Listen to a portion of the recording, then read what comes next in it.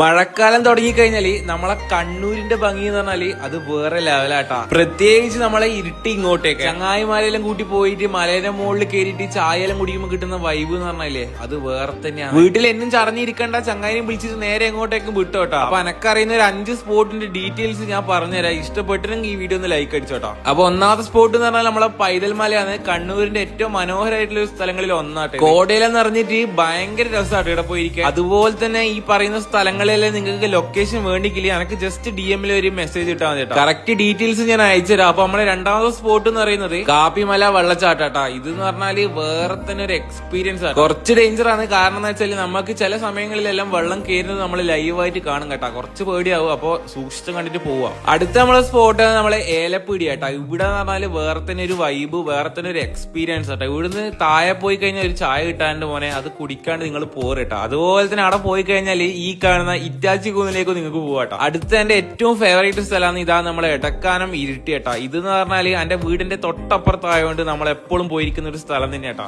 ഇതുപോലെ തന്നെ hidden spot നമ്മൾ ഇരുട്ടി ഇങ്ങോട്ടേക്ക് കണക്കിനുണ്ട്. അപ്പൊ നിങ്ങളെ ജസ്റ്റ് ഒന്ന് ലൊക്കേഷൻ കമന്റ് ബോക്സിൽ അല്ലെങ്കിൽ പേഴ്സണൽ മെസ്സേജ് ഇട്ടാൽ മതി, ഞാൻ അയച്ചുതരാം. ഓക്കെ.